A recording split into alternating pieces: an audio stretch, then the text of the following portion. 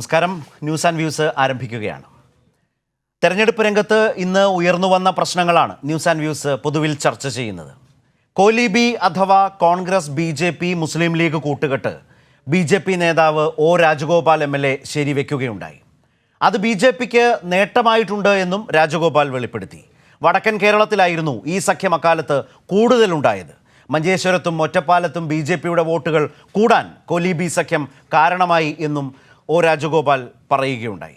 കേന്ദ്ര നേതൃത്വത്തിൻ്റെ അനുമതിയോടെയായിരുന്നു ആ നീക്കമെല്ലാം നടന്നത് എന്നും രാജഗോപാൽ ഒരു നിയമസഭാ തെരഞ്ഞെടുപ്പിൻ്റെ ഘട്ടത്തിൽ പറയുകയുണ്ടായി. LDFുമായി വോട്ട് കച്ചവടം നടത്തിയെന്ന ബാലശങ്കറിൻ്റെ ആരോപണം RSS സൈദ്ധാന്തികനായി ഇപ്പോൾ വാർത്തകളിൽ ഇടം പിടിച്ചിരിക്കുന്ന ചെങ്ങന്നൂരിൽ നിയമസഭാ സീറ്റ് പ്രതീക്ഷിച്ച് NDAയുടെ സ്ഥാനാർത്ഥിയാകാമെന്ന് പ്രതീക്ഷിച്ച് ഒരു മാസത്തിലേറെയായി അവിടെ പ്രവർത്തിച്ചു വന്ന് ഒടുവിൽ സീറ്റ് കിട്ടാത്ത ഘട്ടത്തിൽ ഒരുപാട് ആരോപണങ്ങളുമായി രംഗത്ത് വന്ന ബാലശങ്കറിൻ്റെ ആരോപണങ്ങൾ അത് ശരിയല്ല, അത് അസംബന്ധമാണ് എന്നും ഒ രാജഗോപാൽ പറയുകയുണ്ടായി. കോൺഗ്രസിൽ മറ്റൊരു പ്രധാനപ്പെട്ട കാര്യം, കോൺഗ്രസിൽ പൊട്ടിപ്പുറപ്പെട്ട കലാപത്തിൽ വെടിനിർത്തൽ ആഹ്വാനവുമായി മുതിർന്ന കോൺഗ്രസ് നേതാവ് AK ആന്റണി മൗനം വെടിഞ്ഞ് രംഗത്ത് വന്നു എന്നതും ഇന്നത്തെ രാഷ്ട്രീയ ദിനത്തെ ശ്രദ്ധേയമാക്കിയ കാര്യമാണ്. എന്നാൽ എതിർ ശബ്ദങ്ങൾ അടങ്ങിയിട്ടില്ല എന്നതും കാണേണ്ടതുണ്ട്. വെൽഫെയർ ബന്ധം വേണ്ടിയിരുന്നില്ല എന്നാണ് ആര്യാടൻ ഇപ്പോൾ പറയുന്നത്. പ്രതിപക്ഷ നേതാവിൻ്റെ ഉദുമ കള്ളവോട്ട് ആരോപണവും പാളി. ചെന്നിത്തല കള്ളവോട്ട് ആരോപിച്ച സ്ത്രീയും കുടുംബവും അതിനെതിരെ രംഗത്ത് വന്നു. ആരുടെയോ പിഴവിന് തങ്ങൾ എന്ത് തെറ്റ് ചെയ്തു എന്നാണ് കോൺഗ്രസ് അനുഭാവി കുടുംബം ചോദിക്കുന്നത്. വോട്ടർ പട്ടികയിൽ പേരു ചേർത്തത് പ്രാദേശിക കോൺഗ്രസ് പ്രവർത്തകരാണെന്നും അവർ വ്യക്തമാക്കി. ചെങ്ങന്നൂർ സീറ്റ് കിട്ടാതെ പോയ മുൻപ് സൂചിപ്പിച്ച RSS സൈദ്ധാന്തികൻ ബാലശങ്കർ ഉന്നയിച്ച ആരോപണങ്ങൾ BJPയും RSSും തള്ളി. സ്ഥാനാർത്ഥികൾ നിരന്നിട്ടും തീരാത്ത തർക്കങ്ങളാണ് ന്യൂസ് ആൻഡ് വ്യൂസ് ചർച്ച ചെയ്യുന്നത്. പ്രധാന വാർത്തകൾ നോക്കാം. കോലീബി സഖ്യത്തെക്കുറിച്ച് ഒ രാജഗോപാലിന്റെ വെളിപ്പെടുത്തൽ. കമ്മ്യൂണിസ്റ്റുകാരെ തോൽപ്പിക്കാൻ BJP കോൺഗ്രസിന് വോട്ട് മറിച്ചു നൽകിയിട്ടുണ്ടെന്ന് രാജഗോപാൽ. വോട്ട് കച്ചവടം ഏറ്റവും കൂടുതൽ വടക്കൻ കേരളത്തിൽ. കോലീബി സഖ്യം നേതൃത്വത്തിന്റെ അനുമതിയോടെയായിരുന്നുവെന്നും ഒ രാജഗോപാൽ.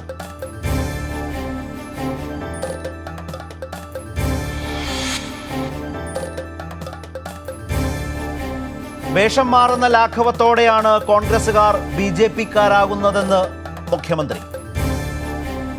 കഴിഞ്ഞ തെരഞ്ഞെടുപ്പിൽ നേമത്തെ കോൺഗ്രസ് വോട്ട് ആവിയായി പോയി എന്നും മുഖ്യമന്ത്രിയുടെ സംസ്ഥാന പര്യടനത്തിന് വയനാട് ജില്ലയിൽ തുടക്കമായി. മുഖ്യമന്ത്രി മലപ്പുറം ജില്ലയിൽ.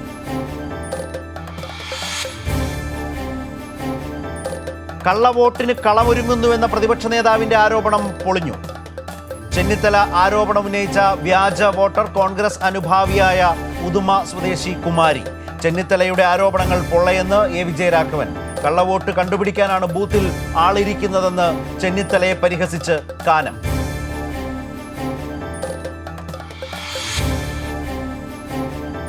കോൺഗ്രസ് സ്ഥാനാർത്ഥി പട്ടികയെ ചൊല്ലിയുള്ള പരാതികൾ ശരിവെച്ച AK ആന്റണി. വനിതാ പ്രാതിനിധ്യത്തിൽ പോരായ്മയുണ്ടെന്ന് തുറന്നു പറച്ചിൽ. K സുധാകരൻ കോൺഗ്രസ് വിടാൻ ആലോചിക്കുന്നതായി തന്നോട് പറഞ്ഞിരുന്നുവെന്ന് PC ചാക്കോ. മറ്റന്നാൾ മുതൽ LDFനായി ചാക്കോ പ്രചാരണത്തിൽ.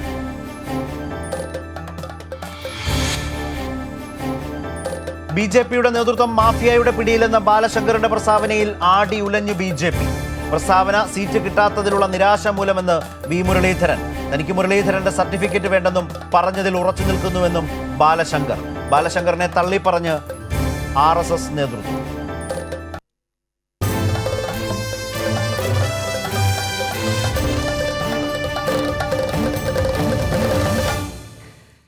ഇനി ചർച്ചയ്ക്ക് മുമ്പ് ചില ചോദ്യങ്ങൾ നോക്കാം.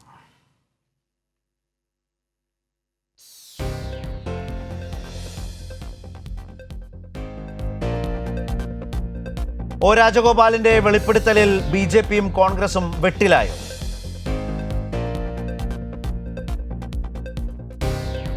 2021 കോലീബിയുടെ പുതിയ പതിപ്പോ? AK ആന്റണിയുടെ ആഹ്വാനം ഗ്രൂപ്പുകൾ അനുസരിക്കുമോ? ഉത്തരവാദിത്തമില്ലാതെ ആരോപണം ഉന്നയിച്ച് ചെന്നിത്തല ഇന്നും അപഹാസ്യനായോ? ഇന്ന് ചർച്ചയിൽ പങ്കെടുക്കുന്നവർ: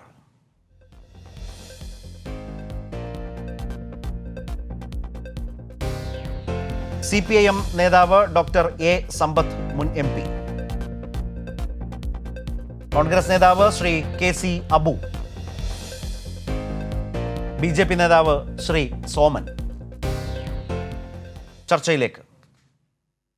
ശ്രീ KC അബു, ശ്രീ ഒ രാജഗോപാലിൻ്റെ വെളിപ്പെടുത്തലാണ് കോലീബി. അത് നേരത്തെ തന്നെ അതിൻ്റെ യാഥാർത്ഥ്യങ്ങൾ ബോധ്യപ്പെട്ട ഒരു രാഷ്ട്രീയ പരിസരം, പശ്ചാത്തലം കേരളത്തിലുള്ളതാണ്. വീണ്ടും ഒരു നിയമസഭാ തെരഞ്ഞെടുപ്പിൻ്റെ ഘട്ടത്തിൽ വളരെ സവിശേഷമായി ഒ രാജഗോപാൽ തുറന്നു പറയുകയാണ്. ഈ കാലത്ത് അദ്ദേഹം പറഞ്ഞ പല പ്രസ്താവനകൾക്കും പല വെളിപ്പെടുത്തലുകൾക്കും വലിയ സ്വീകാര്യത കിട്ടിയിട്ടുള്ളതുമാണ്. BJP രാഷ്ട്രീയത്തിന് അപ്പുറത്തേക്ക് പോയി പല കാര്യങ്ങളും പറയാൻ ശ്രീ രാജഗോപാൽ ശ്രമിക്കുന്നത് നമ്മൾ ഈ നാളിൽ കണ്ടതാണ്.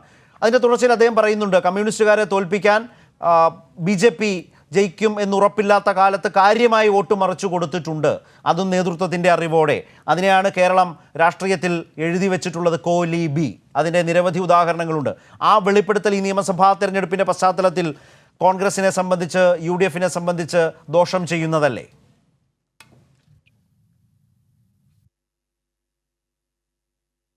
ഏത് ചെകുത്താനെ കൂട്ടുപിടിച്ചും കോൺഗ്രസിനെ കുഴിച്ചു മൂടുക എന്നത് CPMന്റെ പഴയകാല മുദ്രാവാക്യമായിരുന്നു. കോൺഗ്രസിനെ അധികാരത്തിൽ നിന്ന് താഴെയിറക്കുവാൻ പല സന്ദർഭങ്ങളിലും BJPയുമായി അവിശുദ്ധ ബന്ധം കമ്മ്യൂണിസ്റ്റ് പാർട്ടിയുടെ ദേശീയ തലം തൊട്ട് താഴെ തലം വരെ ഉണ്ടായിട്ടുണ്ട്. VP സിംഗ് ഇന്ത്യയുടെ പ്രൈം മിനിസ്റ്ററായ സമയത്ത് ആ മന്ത്രിസഭയിൽ ആ ഗവൺമെന്റ് അധികാരത്തിലിരിക്കുമ്പോൾ കമ്മ്യൂണിസ്റ്റ് നേതാക്കന്മാരും BJP നേതാക്കന്മാരും വലിയ സൗഹൃദത്തോടു കൂടി ആ ഗവൺമെന്റിനെ ഒരുമിച്ച് പിന്തുണ കൊടുക്കുകയും ചെയ്തിട്ടുണ്ട്. അപ്പൊ കോൺഗ്രസിനെ അധികാരത്തെ താഴെയിറക്കുക, ഇത് എല്ലാ കാലത്തും CPMന്റെ ലക്ഷ്യം അതുതന്നെയായിരുന്നു. പിന്നെ കോൺഗ്രസ് BJP കോലീബി എന്നതൊക്കെ പഴകി തുരുമ്പിച്ച CPMന്റെ ഒരു ആരോപണമാണ്. ഇവിടെ 1977 എമർജൻസിക്ക് ശേഷം നടന്ന ഇലക്ഷനിൽ KG മാരാർക്കെതിരെ പരസ്യമായി കമ്മ്യൂണിസ്റ്റുകാർ വോട്ട് ചെയ്തിട്ടുണ്ട്. ആ ഇലക്ഷനിൽ മത്സരിച്ച ഇന്നത്തെ നമ്മുടെ ബഹുമാന്യനായ മുഖ്യമന്ത്രി സഖാവ് പിണറായി വിജയനെ പരസ്യമായി RSSകാര് BJPക്കാരെ പിന്തുണച്ചിട്ടുണ്ട്. കേരളത്തിൽ BJPക്കെതിരെയുള്ള അതിശക്തമായ നിലപാട് ഇന്ന് എടുത്തിട്ടുള്ളത് കോൺഗ്രസ് ആണ്. പ്രതിപക്ഷ നേതാവായ രമേശ് ചെന്നിത്തലയുടെ നിയോജക മണ്ഡലത്തിൽ BJP അധികാരത്തിൽ വരാതിരിക്കാൻ വേണ്ടി, ഒരു പഞ്ചായത്തിലായാലും ശരി, മുനിസിപ്പാലിറ്റിയിലായാലും ശരി, BJP അധികാരത്തിൽ വരരുത് എന്ന നിർബന്ധമുള്ള കോൺഗ്രസ് CPMനെ പിന്തുണയ്ക്കുകയുണ്ടായി. പക്ഷെ കോൺഗ്രസിന്റെ പിന്തുണയോടുകൂടി ഞങ്ങൾക്ക് ഭരണം വേണ്ട എന്ന് പറഞ്ഞ് കമ്മ്യൂണിസ്റ്റ് പാർട്ടി 2 തവണ രാജിവെച്ചിരിക്കുകയാണ്.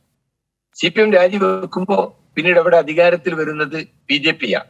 കോൺഗ്രസിനെ സംബന്ധിച്ചിടത്തോളം മുഖ്യ ശത്രു CPM അല്ല. ഞങ്ങൾ രാജ്യത്തിനെ ഏറ്റവും വലിയ വിപത്തായി കാണുന്നത് വർഗീയതയാണ്. BJP എന്ന ഫാസിസ്റ്റ് സംഘടനയാണ്. അവരെ അധികാരത്തിൽ നിന്നും പുറത്തു കളയാൻ വേണ്ടി പല സംസ്ഥാനങ്ങളിൽ. ശ്രീ KC അബു, ഞാൻ താങ്കൾ ആമുഖമായി പറഞ്ഞ ആ രാഷ്ട്രീയ വിശദീകരണം കേട്ടുകൊണ്ട് തന്നെ ഒരു കാര്യം ചോദിക്കട്ടെ. ഇപ്പോൾ താങ്കൾ CPMനോടുള്ള കോൺഗ്രസിന്റെ വിമർശനവും CPM വിമർശനമാണ് മുന്നോട്ട് വെച്ചത്, അത് മനസ്സിലായി. പക്ഷേ എൻ്റെ ചോദ്യം ഇന്ന് ഒ രാജഗോപാൽ വെളിപ്പെടുത്തിയ കാര്യവുമായി ബന്ധപ്പെട്ടാണ്. രാജഗോപാൽ പറഞ്ഞത് കോലീബി ഒരു യാഥാർത്ഥ്യമായിരുന്നു. വടക്കൻ കേരളത്തിൽ, പ്രത്യേകിച്ച് താങ്കളുടെയൊക്കെ നാട്ടിലാണത് ഏറ്റവും കൂടുതൽ ആ നിലയിൽ സംഭവിച്ചിട്ടുള്ളത്. അങ്ങനെ വോട്ടുകൾ കോൺഗ്രസ്സുകാർക്ക് നൽകിയിട്ടുള്ളത് അത് BJP നേതൃത്വം അറിഞ്ഞായിരുന്നു എന്ന് രാജഗോപാൽ പറയുമ്പോൾ അതിനോടുള്ള പ്രതികരണം, ആ വെളിപ്പെടുത്തലിനോടുള്ള ഒരു കോൺഗ്രസ് നേതാവ് എന്ന നിലയിലുള്ള താങ്കളുടെ പ്രതികരണം എന്താണ്? മറുപടി എന്താണ്? രാജഗോപാൽജി അദ്ദേഹത്തിന്റെ ഈ വാക്കുകൾ വളരെ വേദവാക്യമായി നിങ്ങൾ എടുത്തുദ്ധരിക്കുമ്പോൾ നിങ്ങൾ ബാലശങ്കർ പറഞ്ഞ കാര്യങ്ങൾ കൂടി നിങ്ങൾ അതുപോലെ തന്നെ പ്രാധാന്യം കൊടുക്കണം. അല്ല ശ്രീ അബു, അത് വരുന്നുണ്ട്, അത് നമ്മുടെ ചർച്ചയുടെ ഭാഗമാണ്. ഞാൻ തുടക്കത്തിൽ അത് സൂചിപ്പിച്ചല്ലോ. ബാലശങ്കർ പറഞ്ഞിട്ടുള്ളത് ചെങ്ങന്നൂർ, ആറന്മുള, കോന്നി ഈ 3 നിയോജക മണ്ഡലത്തിൽ ഒരു ഡീൽ കമ്മ്യൂണിസ്റ്റ് പാർട്ടിയുമായി BJP ഉണ്ടാക്കിയിരിക്കുന്നു എന്നാ പറഞ്ഞത്. കോന്നിയിൽ BJPയുടെ സംസ്ഥാന അധ്യക്ഷനെ വിജയിപ്പിക്കാൻ ഒരു രഹസ്യ ധാരണ കമ്മ്യൂണിസ്റ്റ് പാർട്ടിയുമായി ഉണ്ടായിരിക്കുന്നു. പകരം ചെങ്ങന്നൂർ, ആറന്മുള രണ്ടിടത്ത് CPM-ന് തിരിച്ചു വോട്ട് ചെയ്യാൻ പറ്റും. ഞങ്ങൾക്ക് ഒരുപാട് നാളായി പറയുന്നു, CPM-ഉം കമ്മ്യൂണിസ്റ്റ് പാർട്ടിയും കേരളത്തിൽ ഒരു അന്തർധാര, സ്വകാര്യ ധാരണ ഉണ്ടാക്കിയിരിക്കുക. ശരി, ഞാൻ താങ്കളിലേക്ക് മടങ്ങി വരാം. ഞാൻ ശ്രീ അബു താങ്കളിലേക്ക് വരാം. ഞാൻ മറ്റുള്ളവരെ കൂടി ചർച്ചയിലേക്ക് ഒന്ന് കൊണ്ടുവരട്ടെ.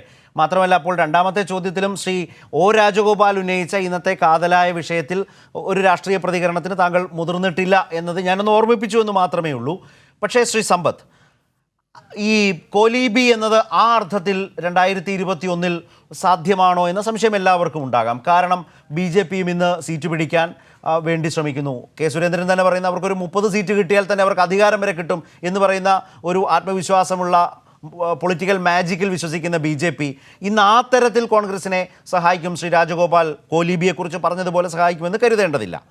പക്ഷേ കോലീബി എന്നതൊരു രാഷ്ട്രീയ യാഥാർത്ഥ്യമാണ് എന്ന് ശ്രീ രാജഗോപാൽ മറ്റൊരു നിയമസഭാ തെരഞ്ഞെടുപ്പിൽ പറഞ്ഞു വെച്ചാൽ അത് ഒട്ടും ചെറുതല്ല.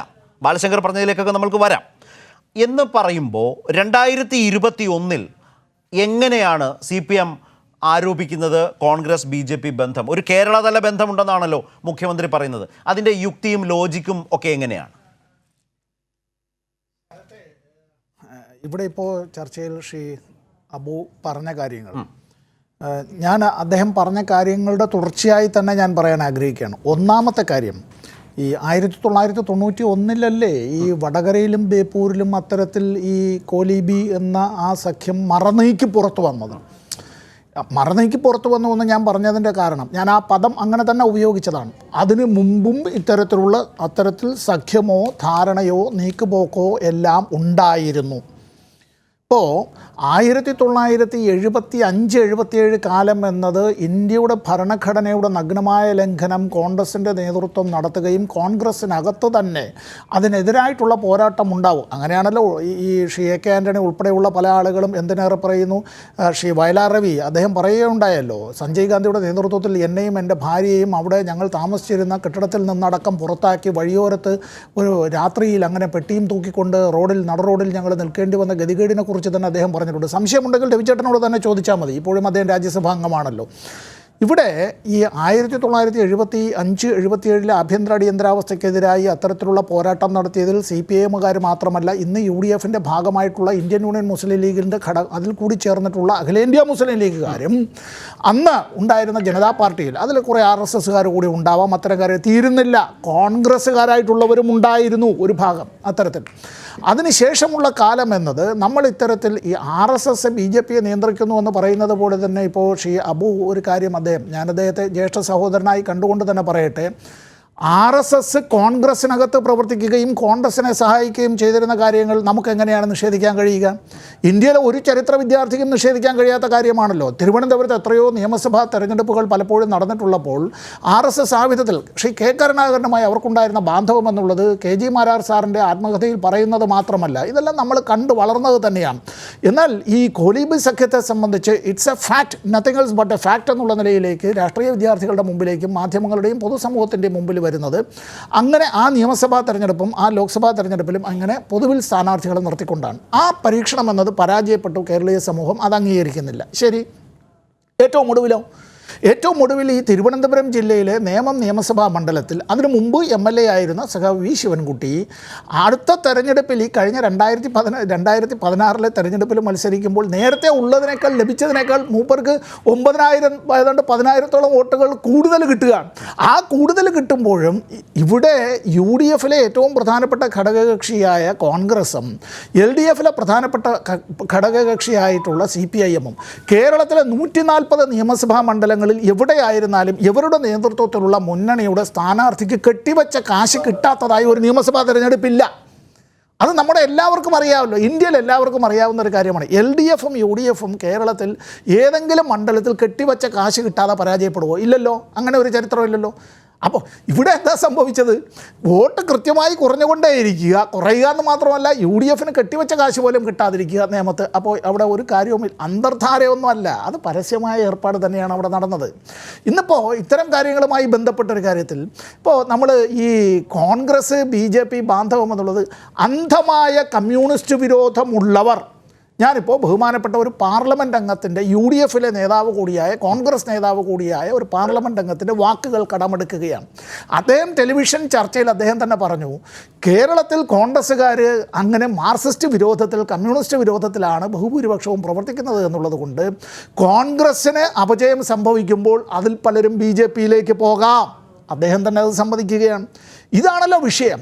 അപ്പോൾ ഇവിടെ രാജഗോപാൽ സാറ് പറഞ്ഞ കാര്യത്തിന് ഞാൻ അതേപടി എല്ലാവരും ഉൾക്കൊള്ളണം എന്നുള്ള നിലയിലും എല്ലാവരും അത് തന്നെ പൂർണ്ണമായി ശരിയെന്നുള്ള നിലയിലും പറയണമെന്നൊന്നും ഞാൻ പറയുന്നില്ല. പക്ഷേ അദ്ദേഹം വളരെ സീനിയറായിട്ടുള്ള, പരിണതപ്രജ്ഞനായിട്ടുള്ള അദ്ദേഹം ഒരു BJP-യുടെ നേതാവ്, അദ്ദേഹത്തിൻ്റെ പ്രവർത്തനങ്ങളുമായി ബന്ധപ്പെട്ട് ചില കാര്യങ്ങൾ അദ്ദേഹം പറഞ്ഞിട്ടുള്ളത് അത് മുഖവിലേക്കെടുക്കാതെ നമ്മളെങ്ങനെയാണ് നമുക്ക് ചർച്ച ചെയ്യാൻ കഴിയുക?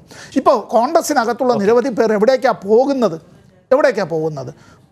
BJP-യിലേക്ക് തന്നെയാണല്ലോ പോകുന്നത്. അതാണല്ലോ ബഹുമാനപ്പെട്ട മുഖ്യമന്ത്രി സഖാവ് പിണറായി വിജയനും ചോദിച്ചത്. ഇവർ BJP-യിലേക്ക് പോയാൽ ഈ പൗരത്വ നിയമ ഭേദഗതിയെ അടക്കം എതിർത്തുകൊണ്ട് ഇവർ പറഞ്ഞതെല്ലാം അപ്പടി വിഴുങ്ങുകയാണോ? അക്കാര്യങ്ങളിലടക്കം അവർ BJP കുപ്പായം മാറുന്നത് പോലെ നേരെ അത്തരത്തിലൊരു മാറ്റമാണോ? മുന്നണി മാത്രമല്ല, ധാരണ മാത്രമല്ല, അഡ്ജസ്റ്റ്മെൻറ്റ് മാത്രമല്ല, കുപ്പായം മാറുന്നത് പോലെ അവർ മാറിക്കൊണ്ടിരിക്കുകയാണ്. ഈ തെരഞ്ഞെടുപ്പ് കഴിയുന്നതിന് മുമ്പ് നമ്മൾ നോക്കിക്കോ. ഓക്കെ, ശ്രീ സോമൻ, ഇന്ന് ശ്രീ രാജഗോപാൽ പറഞ്ഞ ഒരു പ്രധാനപ്പെട്ട കാര്യം, വടക്കൻ കേരളത്തിലാണ് ഈ തീരുമാനങ്ങൾ, കമ്മ്യൂണിസ്റ്റുകാരെ തോൽപ്പിക്കാൻ വേണ്ടി വോട്ടുകൾ കൈമാറുന്ന അല്ലെങ്കിൽ മാറി ചെയ്യുന്ന ആ തീരുമാനം ഏറ്റവും വ്യാപകമായി നടന്നത്. മഞ്ചേശ്വരത്തും ഒറ്റപ്പാലത്തുമൊക്കെ BJP-യുടെ വോട്ടുകൾ കൂടാൻ അത് കാരണമായിട്ടുണ്ട്. അത് കേന്ദ്ര നേതൃത്വത്തിൻ്റെ അനുമതിയോടെയായിരുന്നു എന്ന് വളരെ മുതിർന്ന ഒരു നേതാവ് പറയുമ്പോൾ അതിൽ സംശയിക്കേണ്ടതായ യാതൊരു സാഹചര്യവുമില്ല. പ്രത്യേകിച്ചൊരു നിയമസഭാ തെരഞ്ഞെടുപ്പിലേക്ക് നമ്മൾ പോകുന്ന ഘട്ടത്തിലാണ് ആ രാഷ്ട്രീയ ചരിത്രത്തെ അദ്ദേഹം ശരിവെക്കുന്നത്. ഈ 2021 സ്ഥിതി ശ്രീ സമ്പത്ത് പറഞ്ഞതുപോലെ മറ്റൊരു തരത്തിൽ കൂടിയല്ലേ. ഇപ്പോൾ ആ അർത്ഥത്തിൽ BJP വളരുന്നു. ഒരു ഘട്ടത്തിൽ കോൺഗ്രസ് എന്ന പാർട്ടിയിൽ അവിശ്വാസം വരുമ്പോൾ ആ നേതാക്കൾ പിന്നീട് ആശ്രയിക്കുന്ന പാർട്ടിയായി BJP മാറുന്നു. ആ BJP-യിലേക്ക് വരുമ്പോൾ അവർക്ക് മത്സരിക്കാൻ ടിക്കറ്റുകൾ കിട്ടുന്നു. അപ്പോൾ ഈ തരത്തിലേക്ക് അടിസ്ഥാനപരമായി ഈ കോൺഗ്രസിനേക്ക് വോട്ടുകൾ മാറിയതോ അല്ലെങ്കിൽ കോൺഗ്രസുമായി സഹകരിച്ചതോ ഒരു ഇടപാടുണ്ടായതോ ഭാവിയിൽ ഈ കാലത്തടക്കം BJP-യുടെ വളർച്ചയ്ക്ക് വളരെയധികം സഹായം ചെയ്തിട്ടുണ്ട് എന്ന് ശ്രീ രാജഗോപാൽ പറയുമ്പോൾ അതിൽ ഒരുപാട് വസ്തുതകളില്ലേ?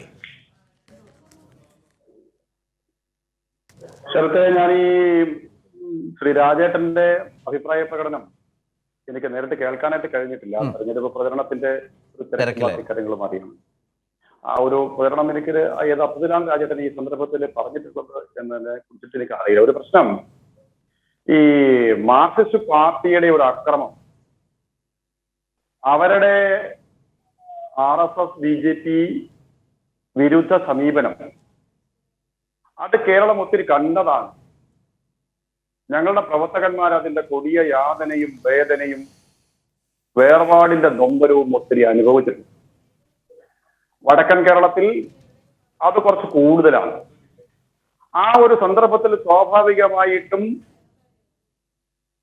നമ്മളുടെ അനുഭാവികളുടെ ഇടയിൽ അല്ലെങ്കിൽ മുഖ്യധാര സംഘടനാ പ്രവർത്തകന്മാരുടെ ഇടയിൽ ഇല്ലാത്ത അവരുടെ മനസ്സിൽ ഉണ്ടായിട്ടുള്ള ഒരു മനോഭാവം, ഒരു മാർക്സിസ്റ്റ് വിരുദ്ധ സമീപനം അല്ലെങ്കിൽ മാർക്സിസ്റ്റ് വിരുദ്ധ മനോഭാവം, അതിനെ കുറിച്ചിട്ടായിരിക്കും ഒരു പക്ഷേ രാജ്യത്തിന്റെ പരാമർശമെന്ന് ഞാൻ കരുതുകയാണ്.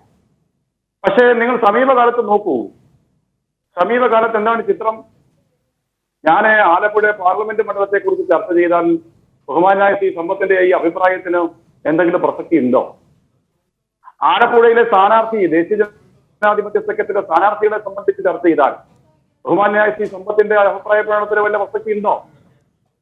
ചേർത്തലയില് മേനാശ്ശേരി എന്നൊരു സ്ഥലമുണ്ട്. പുന്നപ്പറയും വയലാറും ഒക്കെ സമരഭൂമിയുടെ കഥ പറയും, മേനാശ്ശേരിയുടെയും കഥ പറയുന്ന ഒരു അനുഭവം ആലപ്പുഴയിലുണ്ട്. അത് ഉൾപ്പെടുന്ന ചേർത്തലയില് ദേശീയ ജനാധിപത്യ സഖ്യത്തിന്റെ സ്ഥാനാർത്ഥി എവിടെ നിന്ന് വന്നയാളാ? ഞാന് 2 വർഷം മുമ്പ് മേട്ടുന്തറ നാരായണന്റെ വീട്ടിൽ പോയിരുന്നു. മേട്ടുന്തറ നാരായണൻ എന്ന് പറയുന്നത് കമ്മ്യൂണിസ്റ്റ് നേതാവാണ്, വലിയ പ്രക്ഷോഭകാരിയായിരുന്നു. ആ മേട്ടുന്തറ നാരായണന്റെ മകൻ ശ്രീ തമ്പി മേട്ടുന്തറ ആലപ്പുഴ ജില്ലയിലെ കർഷക പ്രസ്ഥാനങ്ങൾ കൊണ്ട് CPM-നെ വളർത്താനും വലുതാക്കാനും CPM നേതാക്കന്മാരെ സംരക്ഷിക്കാനും പണപൊരുതിയ കർഷക തൊഴിലാളികളുടെ നാടാണ്. അവിടുത്തെ ദേശീയ ജനാധിപത്യ സഖ്യത്തിന്റെ സ്ഥാനാർത്ഥിയാണ്.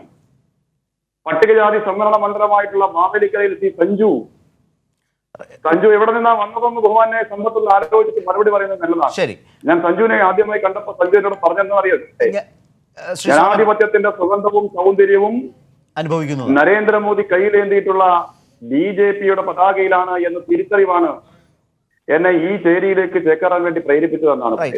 ഞാൻ ഒരു ചെറിയ കാര്യം ചോദിച്ചോട്ടെ ശ്രീ സോമൻ, ആ നിലയിൽ ഇടതുപക്ഷത്ത് നിന്നോ CPM-ൽ പ്രവർത്തിച്ച് അനുഭവമുള്ളവരെയോ കിട്ടിയത് ശ്രീ സോമൻ അങ്ങനെ കിട്ടിയത് ഒരു നേട്ടമായി താങ്കൾ വിശദീകരിക്കുന്നത് മനസ്സിലാവുന്നുണ്ട്. ഇപ്പോൾ ചേർത്തലയിലെ ജ്യോതിസിന്റെ പേരാണ് താങ്കൾ അതിൽ ശ്രദ്ധയോടുകൂടി പറഞ്ഞത്, മനസ്സിലായി. ഞാൻ ചോദിക്കുന്നത്, പക്ഷേ BJPയുടെ വളർച്ചയിലേക്ക് നേതൃപരമായ പങ്കുവഹിച്ച കോൺഗ്രസ് പ്രവർത്തകരുടെയും നേതാക്കളുടെയും വലിയ വരവ് നിൽക്കുമ്പോൾ, ആ ഒഴുക്ക് വളരെ ശക്തമായി തുടരുമ്പോൾ, അത് വളരെയേറെ നിങ്ങൾ പ്രതീക്ഷിക്കുമ്പോൾ, അതിലേക്കടക്കം ഈ വളർച്ചയ്ക്ക് ശ്രീ രാജഗോപാൽ പറയുന്നത് പോലെ ആ സഹകരണം അതൊരു നേട്ടമായി മാറിയിട്ടുണ്ടോ? ഞാൻ അതാണ് ചോദിച്ചത്. എൻ്റെ ചോദ്യം അവിടെയാണ്. മറ്റതെനിക്ക് മനസ്സിലായി താങ്കൾ പറഞ്ഞത്. പക്ഷേ കോൺഗ്രസ് പ്രവർത്തകർക്ക് ഇക്കാലത്ത് നിങ്ങളെ ഏറ്റവും അധികം ആശ്രയിക്കാം, നേതാക്കൾക്ക് ആശ്രയിക്കാം, അവിടം വിട്ടാൽ ഇവിടെ എന്ന് വിചാരിക്കാൻ കഴിയുന്ന വിധത്തിലേക്കൊരു നേട്ടം ആ കോലീബിയൊക്കെ നിങ്ങൾക്ക് തന്നിട്ടില്ലേ? ഇത് ആ നിലയിൽ കാണാൻ ഞാൻ ആഗ്രഹിക്കുന്നില്ല. രാജ്യത്തിന്റെ യഥാർത്ഥത്തിൽ പറഞ്ഞു എന്നുള്ളതിനെ സംബന്ധിച്ചുള്ള വിശദീകരണം അദ്ദേഹം നൽകട്ടെ. ഓക്കെ, ഞാൻ ഇതിനെ കാണുന്നത് രണ്ട് പ്രസ്ഥാനങ്ങളിലും പ്രതീക്ഷയും നഷ്ടപ്പെട്ടിരിക്കുന്നു. പ്രത്യാശാസ്ത്രപരമായ പ്രതീക്ഷ നഷ്ടപ്പെട്ടിരിക്കുന്നു. സമീപനത്തിൽ നിലപാടിലെല്ലാം തന്നെ അവരുടെ രീതികൾ മാറുന്നു, സമീപനങ്ങൾ മാറുന്നു.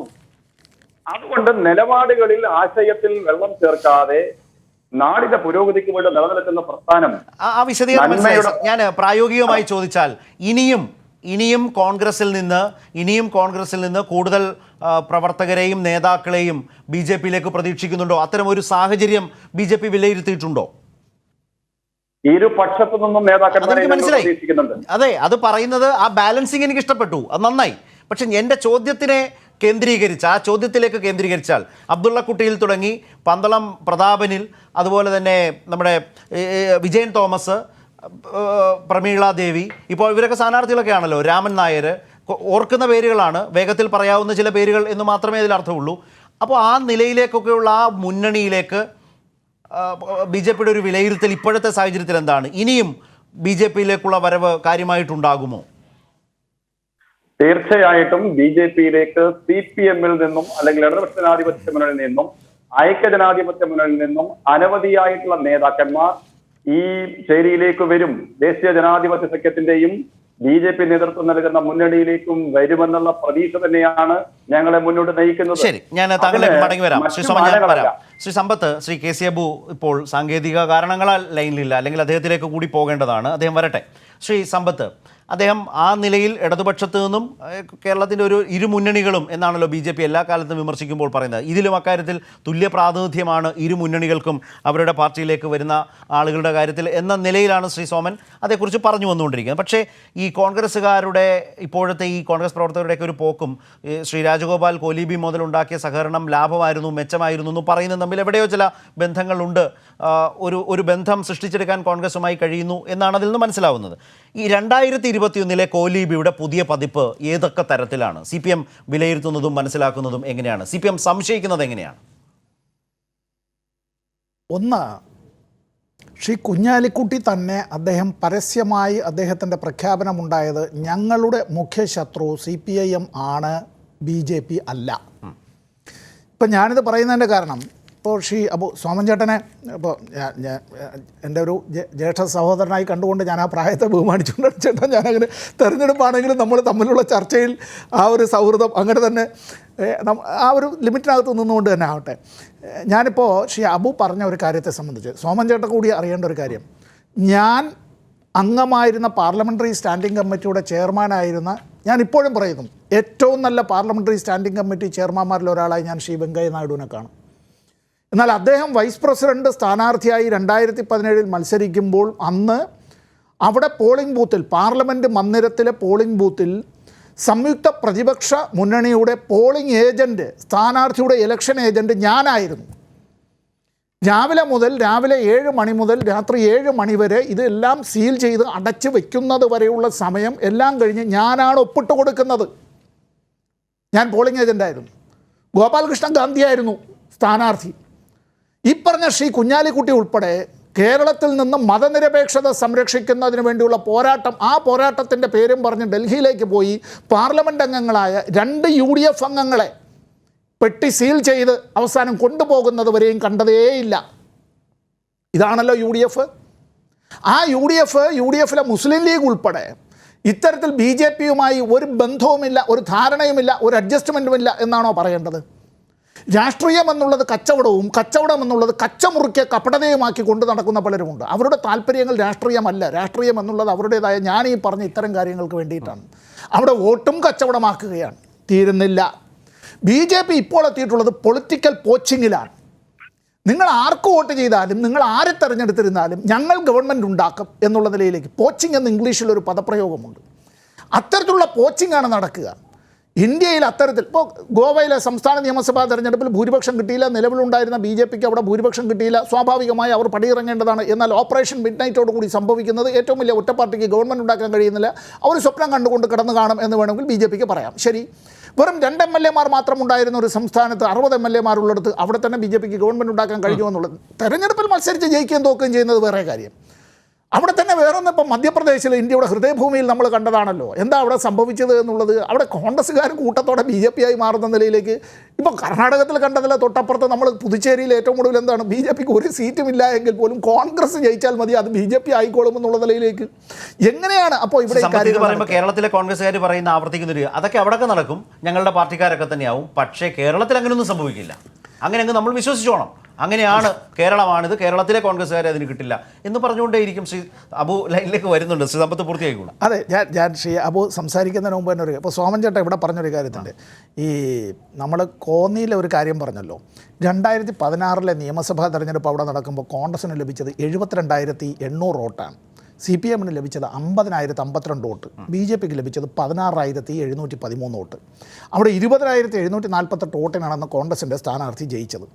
2019 ലോക്സഭാ തെരഞ്ഞെടുപ്പിൽ അവിടെ നിന്ന് ശ്രീ അടൂർ പ്രകാശ് എന്നെ പരാജയപ്പെടുത്തി ആറ്റിങ്ങൽ മണ്ഡലത്തിൽ നിന്ന് ജയിച്ചതിനെ തുടർന്നാണ് കോന്നിയിൽ നിയമസഭാ ഉപതെരഞ്ഞെടുപ്പ് ഉണ്ടായത്, അദ്ദേഹം രാജിവെച്ചതിനെ തുടർന്ന്. അങ്ങനെ 2019 ഈ ഉപതെരഞ്ഞെടുപ്പ് നടക്കുമ്പോൾ അവിടെ കോൺഗ്രസിന് ലഭിച്ചത് 44,146 വോട്ട്. അവിടെ CPM-ൻ്റെ ജനീഷ് കുമാർ ജയിക്കുന്നത് 54,099 വോട്ട്. BJPക്ക് 39,786 വോട്ട്. ആരുടെ വോട്ട് എങ്ങോട്ടേക്ക് പോയി എന്നുള്ളതിന് ഇവിടെ തന്നെ വ്യക്തമാവുന്നത്. ജനീഷ് കുമാർ 9,153 വോട്ടിന് 9,953 വോട്ടിനാണ് ജയിക്കുന്നത്.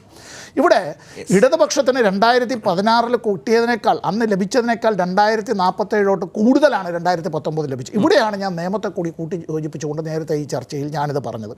ഇവിടെ വാസ്തവത്തിൽ ഇടതുപക്ഷത്തിന് വോട്ട് കൂടുതൽ കിട്ടുമ്പോഴും തെരഞ്ഞെടുപ്പിൽ ഇടതുപക്ഷം ജയിക്കാതിരിക്കുന്നതിന് വേണ്ടി ഇത്തരത്തിലുള്ള പരസ്പര സഹായ സഹകരണ സംഘം ക്ലിപ്തമായി ഇവർ ചെയ്യുന്നു എന്നുള്ളത് തന്നെയാണ് കേരളത്തിൽ. ഇപ്പോൾ ഞാനതിൽ സോമൻ ചേട്ടൻ പറഞ്ഞൊരു കാര്യത്തെ സംബന്ധിച്ച് ഞാൻ പറയാതെ പോകുന്നത് ശരിയല്ല. ഞാൻ ഒറ്റ സെക്കൻഡ് എടുത്ത് ആ കാര്യത്തെക്കുറിച്ച് മാത്രം പറയാം.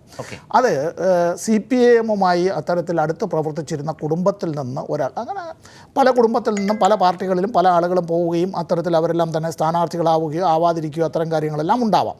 ഞാനതിൽ അവിടെ ഞങ്ങളുടെ പാർട്ടി, ആ പാർട്ടിയുടെ ഏരിയ കമ്മിറ്റി ഇത് സംബന്ധിച്ചൊരു പുറപ്പെടുവിച്ചൊരു പ്രസ്താവനയുണ്ട്. ഞാനത് വായിക്കണ്ട എന്ന് വെച്ചതാണ്, സോമൻ ചേട്ടൻ പറഞ്ഞതുകൊണ്ട് ഞാൻ വായിക്കുകയാണ്.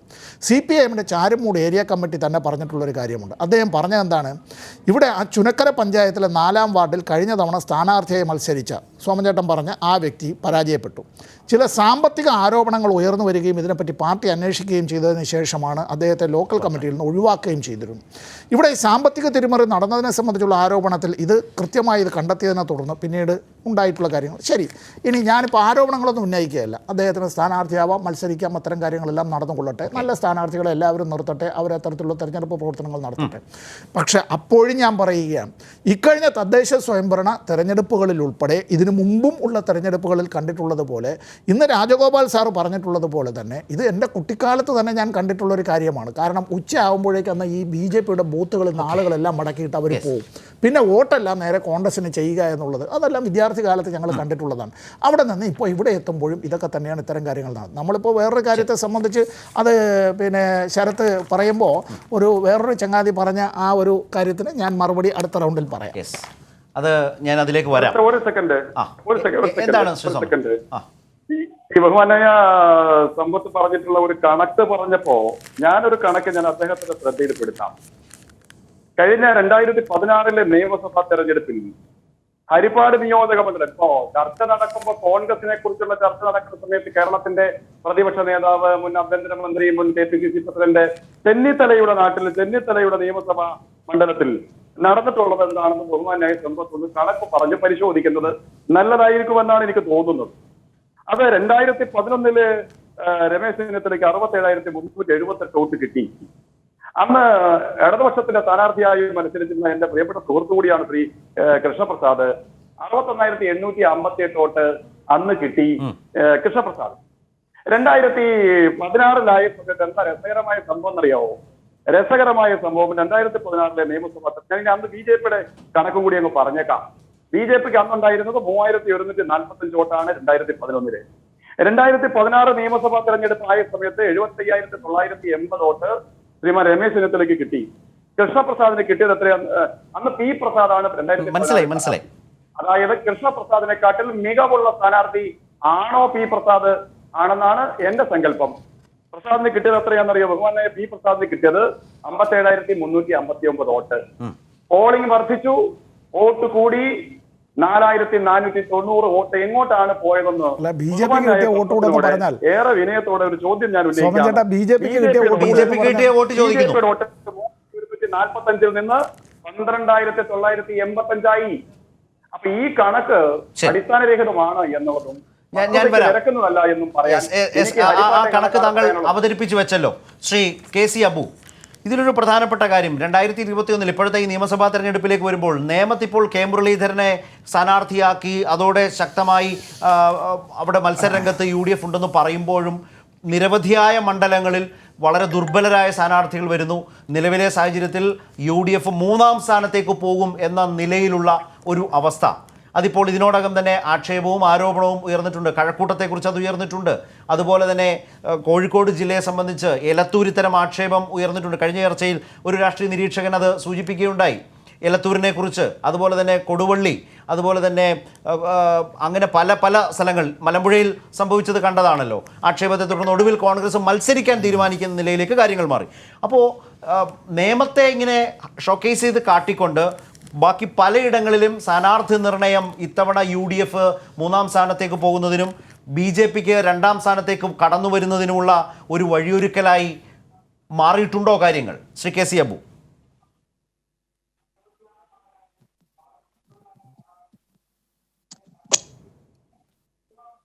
ഞാൻ പറഞ്ഞോട്ടെ, എനിക്ക് കേൾക്കാം. ഇതിനകത്ത് ഇന്ത്യൻ പാർലമെന്റിൽ ഒരു ഘട്ടത്തിൽ BJPക്ക് 2 മെമ്പർമാരാണ് ഉണ്ടായിരുന്നത്.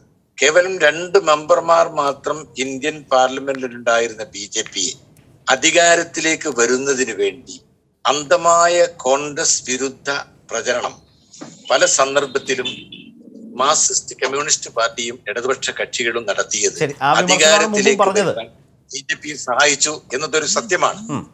അതുപോലെ തന്നെ ഇന്ത്യയിലെ രാഷ്ട്രീയ ചരിത്രം സാവകാശമൊന്ന് വിലയിരുത്താൻ ശ്രമിച്ചാൽ കോൺഗ്രസ് എന്ന അധികാരത്തിൽ നിന്ന് പുറത്തു പോയിട്ടുണ്ടോ?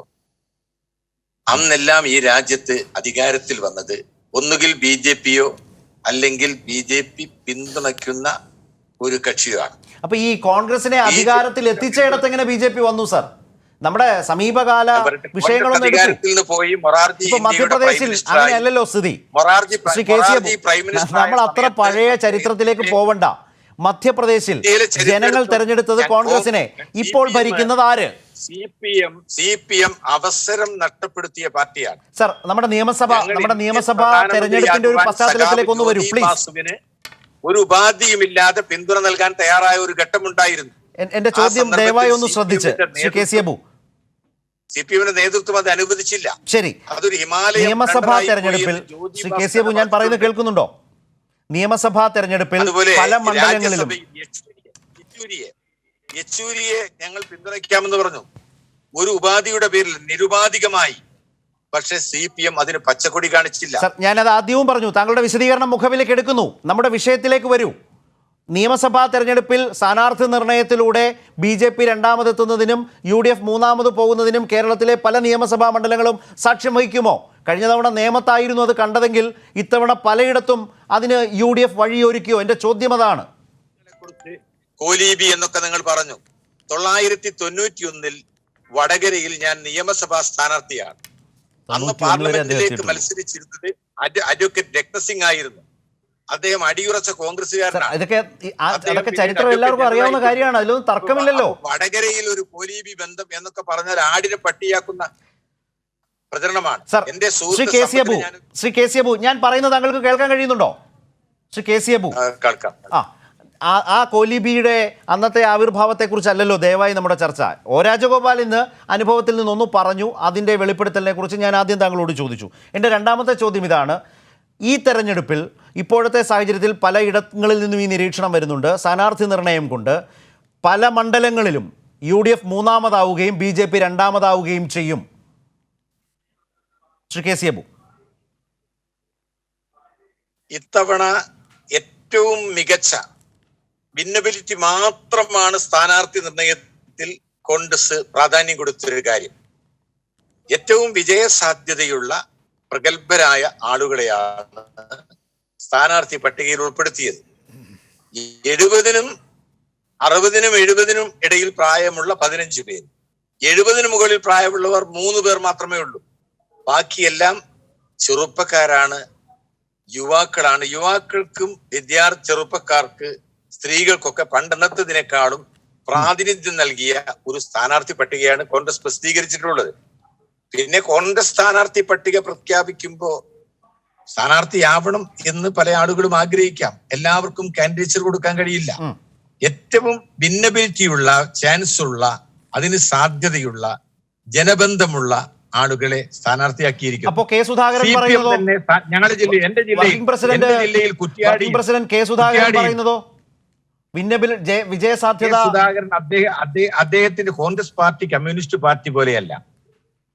ഞങ്ങളുടെ പാർട്ടിയിൽ എനിക്കൊരു അഭിപ്രായം ഉണ്ടെങ്കിൽ അത് പറയാനുള്ള സ്വാതന്ത്ര്യം, പറഞ്ഞവന്റെ തലവെട്ടുന്ന പതിവ് കോൺഗ്രസിനില്ല. അത് വേറെ കാര്യം. പറഞ്ഞവന്റെ കയ്യും കാലും വെട്ടുന്ന പതിവില്ല. സമ്പത്തല്ലല്ലോ ആ ചോദ്യം ചോദിച്ചത്. ഞാൻ ഈ ചർച്ചയുടെ ഭാഗമായി ശ്രീ കെ സി അബുവിനോട് ചോദിക്കുന്നു. പക്ഷേ ഒരു തെരഞ്ഞെടുപ്പിന്റെ ഘട്ടത്തിൽ ശ്രീ കെ സി അബു, അദ്ദേഹം പറഞ്ഞ സ്വാതന്ത്ര്യം, അദ്ദേഹത്തിന് സ്വാതന്ത്ര്യം ഉണ്ടോ ഇല്ലയോ എന്നുള്ളതല്ല ചർച്ച. അദ്ദേഹം പറഞ്ഞത് എൻ്റെ ആത്മവിശ്വാസം നഷ്ടപ്പെട്ടു, എനിക്ക് ഈ സ്ഥാനാർത്ഥി പട്ടികയിൽ തൃപ്തിയില്ല, വിജയ സാധ്യത, വിന്നബിലിറ്റി എന്ന് പറഞ്ഞുകൊണ്ടേയിരുന്ന വിഷയത്തിൽ നിന്ന് മാറി വേണ്ടപ്പെട്ടവർക്കായി സ്ഥാനാർത്ഥിത്വം എന്ന് അദ്ദേഹമല്ലേ ഈ പ്രശ്നങ്ങൾ പരിഹരിക്കാൻ ഏറ്റവും അധികം ഓടി നടന്നയാൾ. അപ്പോൾ അദ്ദേഹത്തിൻ്റെ അഭിപ്രായ സ്വാതന്ത്ര്യത്തെക്കുറിച്ചല്ല ചർച്ച, ഈ സ്ഥാനാർത്ഥി പട്ടികയിലുള്ള വിശ്വാസം നഷ്ടപ്പെട്ടു എന്നുള്ളതാണ് പ്രശ്നം. അതുകൊണ്ടാണ് ഞാൻ ചോദിച്ചത്, പലയിടത്തും യു ഡി എഫ് മൂന്നാമതായി പോകുമോ? ഇവിടെ നിങ്ങൾ 3-ാം സ്ഥാനം 4-ാം സ്ഥാനം ഒക്കെ പറയുമ്പോൾ, അതുപോലെ ബി ജെ പിയുമായുള്ള ബന്ധമുള്ള ബി ജെ പിയുമായി ഇപ്പൊ കോഴിക്കോട് കോർപ്പറേഷൻ മേയർ ആയിരുന്ന തോട്ടത്തിൽ രവീന്ദ്രൻ, അദ്ദേഹം ഇത്തവണ കോർപ്പറേഷനിൽ മത്സരിച്ചിട്ടില്ല. പക്ഷെ അദ്ദേഹം ജയിച്ച ആ ഡിവിഷനിൽ ഇത്തവണ ജയിച്ചത് ബി ജെ പി ആണ് എന്ന സത്യം നിങ്ങൾ മനസ്സിലാക്കണം. അതും ബി ജെ പി പുതിയൊരു തലത്തിൽ നിന്ന് കാര്യങ്ങളെ കാണുമ്പോൾ അതുകൊണ്ട് തോട്ടത്തിൽ രവീന്ദ്രനെ ഒരു 2 മാസം മുമ്പ് ബി ജെ പിയുടെ സംസ്ഥാന അധ്യക്ഷൻ ബി ജെ പിയിലേക്ക് ക്ഷണിക്കാൻ ചെന്നു. ബി ജെ പിയിൽ ചേരണമെന്ന അഭ്യർത്ഥനയുമായി ചെന്നു എന്ന് പറഞ്ഞാൽ അതിനെ ഒരു ചെറിയ കാര്യമായി കാണാൻ ആർക്കെങ്കിലും കഴിയുമോ? കോൺഗ്രസ് പാർട്ടിയിലെ ഏതെങ്കിലും ഒരു സമുന്നതനായ നേതാവിനെ ബി ജെ പിക്കാർ സമീപിച്ചിട്ടുണ്ടോ? അപ്പൊ ബി ജെ പിക്കാർക്ക് നേരിട്ട് ഞാനൊരു കാര്യം പറയാം. ഏതായാലും തോട്ടത്തിൽ രവീന്ദ്രൻ MLA ആയിട്ടില്ലല്ലോ. കഴക്കൂട്ടത്ത് MLA ആയിരുന്ന MA വാഹിദ് എന്താണ് പറഞ്ഞത്? ബി ജെ പി ഏജന്റുമാർ എന്നെ സമീപിച്ചു, സ്ഥാനാർത്ഥിത്വം ഓഫർ ചെയ്തു, തെരഞ്ഞെടുപ്പിന് പണം തരാം. ഇത് പറഞ്ഞത് MA വാഹിദാണ്, CPM-ന്റെ ഉന്നതനായ നേതാവാണ്. ശരി, ശ്രീ സോമൻ, ഇതിൽ മറ്റൊരു വിഷയം കൂടിയുണ്ട്. അത് ബാലശങ്കർ ഉന്നയിച്ച പ്രശ്നമാണ്. അത് ഈ തെരഞ്ഞെടുപ്പിന്റെ ഘട്ടത്തിൽ കേരളത്തിലെ BJP സംസ്ഥാന ഘടകത്തെ വല്ലാതെ ബാധിക്കുന്ന വിധത്തിലേക്ക് പരിധി വിട്ടു പോവുകയായിരുന്നു. അദ്ദേഹം RSS സൈദ്ധാന്തികനായി അറിയപ്പെടുന്നു. ഓർഗനൈസറിൻ്റെ പത്രാധിപരായി പ്രവർത്തിച്ചയാളാണ്. കഴിഞ്ഞ ഒരു മാസമായി ചെങ്ങന്നൂർ അദ്ദേഹം പ്രവർത്തിച്ചുകൊണ്ടേയിരിക്കുന്നു. മലയാള മനോരമ പോലെയുള്ള പത്രങ്ങൾ നിരന്തരം അദ്ദേഹമാണ് ചെങ്ങന്നൂരിലെ സ്ഥാനാർത്ഥി എന്ന ആളുകളെ ധരിപ്പിച്ചുകൊണ്ടിരുന്നു. പക്ഷേ പട്ടിക വന്നപ്പോൾ അദ്ദേഹം ഇല്ലാതാവുകയും സംവിധാനങ്ങളെ ആകെ സംഘടനാപരമായി വിമർശിച്ച് മാഫിയയാണ് ശ്രീ സോമൻ അടക്കം ഉൾപ്പെടുന്ന സംസ്ഥാന നേതൃത്വം എന്ന് പറയുന്ന നിലയിലേക്ക് ഈ RSS സൈദ്ധാന്തികനാണെന്നൊക്കെ വിശേഷിപ്പിക്കുന്ന ഒരാൾ എങ്ങനെയാണ് അഭിപ്രായം പറഞ്ഞു പോകുന്നത്? RSSും ഇന്ന് അതിനോട് പ്രതികരിച്ചിട്ടുണ്ട്. എന്താണ് അതിൽ സംഭവിച്ചൊരു പിശക്? ശരത്തെ, RSS സൈദ്ധാന്തികനെ സംബന്ധിച്ചുള്ള അഭിപ്രായമൊന്നും ഞാനിപ്പോ പറയാൻ ഉദ്ദേശിക്കുന്നില്ല. അത് പറയേണ്ടവർ പറയട്ടെ. ഇതിലെന്താണ് BJPയുടെ നിലപാടെന്നുള്ളത് ഇന്നലെ BJPയുടെ സംസ്ഥാന പ്രസിഡന്റ് പറഞ്ഞു. അതിനുശേഷം BJPയുടെ കേരളത്തിലെ പ്രമുഖനായിട്ടുള്ള നേതാവ് കേന്ദ്രമന്ത്രി ശ്രീ V മുരളീധരനും പറഞ്ഞു. ചെങ്ങന്നൂരിലെ തെരഞ്ഞെടുപ്പിന്റെ ചുമതല നിശ്ചയിക്കപ്പെട്ടതിനകത്തിൽ ഞാനുണ്ട്. ഞാനാണ് അവിടെ തെരഞ്ഞെടുപ്പിന്റെ ഇൻചാർജ്. തെരഞ്ഞെടുപ്പ് ഏത് തരത്തിലാണ് ഞങ്ങൾ ഈ കേരളത്തിൽ സ്ഥാനാർത്ഥികളെ കണ്ടെത്തിയത്, അതിനുപയോഗിച്ച മാനദണ്ഡവും മാർഗനിർദ്ദേശവും അതിന് സ്വീകരിച്ച പദ്ധതിയും എന്തായിരുന്നു എന്ന് എനിക്ക് കൃത്യമായിട്ട് അറിയാം. കേരളത്തിലെ 140 നിയമസഭാ നിയോജക മണ്ഡലങ്ങളിൽ നിന്നും ഒരു തരത്തിലുള്ള ഒരു ഗണത്തിൽപ്പെട്ട പ്രവർത്തകന്മാരുടെ മനസ്സറിയാൻ, ആ മണ്ഡലത്തിലെ സാധ്യതയെ സംബന്ധിച്ചുള്ള അവരുടെ താല്പര്യം അറിയാൻ, അവരുടെ അഭിപ്രായം അറിയാൻ പാർട്ടിയുടെ സംസ്ഥാന കോർ കമ്മിറ്റി അംഗങ്ങൾ യാത്ര ചെയ്തിരുന്നു. ആ കോർ കമ്മിറ്റി അംഗങ്ങൾക്കൊപ്പം ഓരോ ജില്ലയുടെയും ചാർജുള്ള ആളുകൾ യാത്ര ചെയ്തിരുന്നു. ഞാൻ കൊല്ലം ജില്ലയുടെ ചാർജുകാരനായിരുന്നു. കൊല്ലം ജില്ലയിൽ ഞാൻ യാത്ര ചെയ്ത കൂട്ടത്തിലാണ്. ആ തരത്തിൽ കേരളത്തിലെ 14 ജില്ലകളിലും ഞങ്ങളുടെ പഞ്ചായത്ത് തലത്തിൽ തൊട്ട് മുകളിലോട്ടുള്ള പ്രവർത്തകന്മാരുടെ മനസ്സറിഞ്ഞ്, അപ്പോ ചെങ്ങന്നൂർ ബാലശങ്കറിനെ ആ നിലയിൽ പ്രവർത്തകർ ഒരു സ്ഥാനാർത്ഥിയായി പാർട്ടിക്ക് മുമ്പിൽ വെച്ചില്ലേ? ഞാൻ പറയട്ടെ സുഹൃത്തെ, ആ മാർഗനിർദ്ദേശത്തിന്റെ അടിസ്ഥാനത്തിൽ അത്തരം ഒരു പ്രക്രിയയിലൂടെയാണ് കേരളത്തിലെ സ്ഥാനാർത്ഥി നിർണയത്തിന് BJP ഒരു പദ്ധതി തയ്യാറാക്കിയത്. ആ പദ്ധതി തയ്യാറാക്കുന്ന പ്രക്രിയ നടന്നുകൊണ്ടിരിക്കുന്ന സന്ദർഭത്തിൽ തന്നെയാണ് കേരളത്തിലെ മാധ്യമങ്ങളിൽ, നിങ്ങൾ പേര് ഉദ്ദേശിച്ച മാധ്യമങ്ങൾ അടക്കം സ്ഥാനാർത്ഥിയെ പ്രഖ്യാപിക്കുകയാണ്. മാധ്യമങ്ങൾക്ക് BJPയുടെ സ്ഥാനാർത്ഥിയെ പ്രഖ്യാപിക്കാനുള്ള സ്വാതന്ത്ര്യം BJP കൊടുത്തിട്ടില്ല. അതിന് BJP സ്വീകരിച്ചിരിക്കുന്ന ഒരു മാർഗമുണ്ട്. ആ മാർഗമാണ് ഞാൻ നിങ്ങളെ മുമ്പ് സൂചിപ്പിച്ചത്. ആ മാർഗത്തിലൂടെ പാർട്ടിയുടെ സംസ്ഥാന ഇലക്ഷൻ കമ്മിറ്റി പരിഗണിച്ച പട്ടിക പാർട്ടിയുടെ കേന്ദ്ര പാർലമെന്ററി ബോർഡോ കേന്ദ്ര ഇലക്ഷൻ കമ്മിറ്റിയോ പരിഗണിച്ചിട്ടുണ്ട്. ആ പരിഗണനയിലൂടെ പ്രഖ്യാപിക്കപ്പെട്ടുള്ള പട്ടികയിൽപ്പെട്ടവരാണ് കേരളത്തിൽ നിന്ന് BJPയുടെ സ്ഥാനാർത്ഥിയായി, ദേശീയ ജനാധിപത്യ സഖ്യത്തിന്റെ സ്ഥാനാർത്ഥികളായി വന്നിട്ടുള്ളത്. പക്ഷേ ഒറ്റ കാര്യം കൂടി ശ്രീ സോമൻ, അദ്ദേഹത്തിന്റെ ഒരു സ്റ്റേച്ചറിൽ നിന്നു താങ്കൾ പറഞ്ഞതിൽ തന്നെ അതുണ്ട്. ഞാൻ അതേക്കുറിച്ചൊന്നും അദ്ദേഹത്തെ RSS സൈദ്ധാന്തികൻ എന്നൊക്കെ വിശേഷിപ്പിക്കുമ്പോൾ ഞാൻ അതിന് മറുപടി പറയാനില്ല എന്ന് പറയുന്നതിൽ തന്നെ അദ്ദേഹത്തിന് കൊടുക്കുന്ന ഒരു വിലയുണ്ടല്ലോ താങ്കൾ. പക്ഷേ താങ്കൾക്കടക്കം ചാർജുള്ള മണ്ഡലത്തിൽ നിശ്ചയിച്ച സ്ഥാനാർത്ഥിയെക്കുറിച്ച് അദ്ദേഹം പറഞ്ഞത് എന്താണ്? ജനബന്ധമില്ലാത്ത ആളുകളെ സ്ഥാനാർത്ഥിയാക്കുന്നു. കോന്നിയിൽ 3ാമത് പോയ ആൾ എന്ന നിലയിൽ പരിഹസിച്ചുകൊണ്ട് സംസ്ഥാന പ്രസിഡന്റിനെ കുറിച്ച് പറയുന്നു. ജനബന്ധമില്ലാത്തവരെയാണ് BJP സ്ഥാനാർത്ഥിയാക്കുന്നത് എന്ന് പറഞ്ഞുകൊണ്ടാണ് നിങ്ങൾ അത്തരമൊരു മാഫിയ സംഘമാണ് 30 വർഷം കഴിഞ്ഞാലും ജയിക്കില്ല എന്ന് പ്രവചിച്ചിട്ടാണ് അദ്ദേഹം തിരിച്ച് ദില്ലിക്ക് പോയത്. അല്ല, അത് ഈ കേരളത്തിന് പുറത്ത്, ആ ചെങ്ങന്നൂർ നിയോജക മണ്ഡലത്തിന് പുറത്ത് ഏറെക്കാലമായി അദ്ദേഹം ഡൽഹി കേന്ദ്രീകരിച്ച് പ്രവർത്തിക്കുന്ന ഞങ്ങളുടെ ഒരു മുതിർന്ന നേതാവോ കാര്യകർത്താവോ ആണ് എന്നുള്ള കാര്യത്തിലൊന്നും ഞങ്ങൾക്ക് ഒരു സംശയവുമില്ല. അതിനോട് അദ്ദേഹത്തോട് ആദരവോടും ബഹുമാനത്തോടും കൂടി തന്നെ പ്രതികരിക്കുമ്പോഴും തന്നെ ഞാൻ പറയട്ടെ, ഈ പ്രക്രിയയുടെ പരിധിയിൽ വന്നവരാണ് കേരളത്തിലെ സ്ഥാനാർത്ഥി പട്ടികയിൽ കേന്ദ്ര പാർലമെന്ററി ബോർഡ്, കേന്ദ്ര ഇലക്ഷൻ കമ്മിറ്റി പരിഗണിച്ചിട്ടുള്ളത്. അതുമായി ബന്ധപ്പെട്ട് അദ്ദേഹത്തിന്റെ അഭിപ്രായം പറയാനുള്ള സ്വാതന്ത്ര്യം അദ്ദേഹത്തിനുണ്ട്.